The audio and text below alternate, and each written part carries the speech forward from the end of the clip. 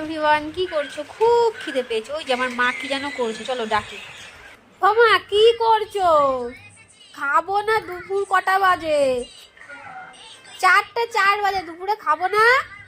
বাপের বাড়ি এসে মহারানীর মতো হুকুম করছি আর কি। তো বাকি ভিডিওটা দেখতে থাক। কি কুটুস কুটুস করে বেড়াচ্ছ?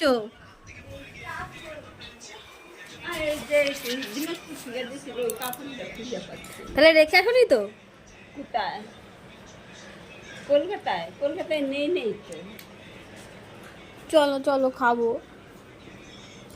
এই ফোনটা রেখে আয় তাড়াতাড়ি।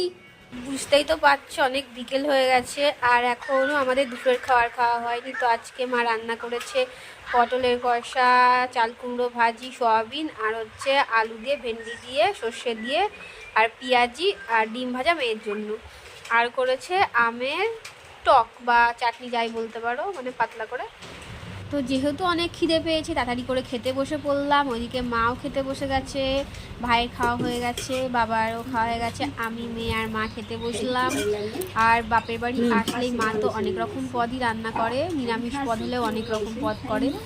আর বাড়িতে তো শুধুমাত্র আমি একটা কি দুটো পদ রান্না করি, যেহেতু আমি আর আমার মেয়ে খাই। তো দেখো সন্ধ্যেবেলায় ভাই আবার ফুচকা নিয়ে এসছে বাড়ির ওপরে।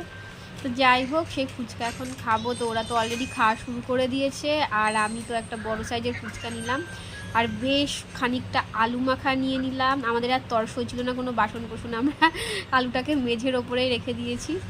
তারপরে ফুচকার জলে ডুবিয়ে মানে আমার তো জিভ দিয়ে জল চলে আসছে। আচ্ছা, ভিডিওটা এখানেই রাখি। সবাই দেখা হচ্ছে পরের ভিডিওতে।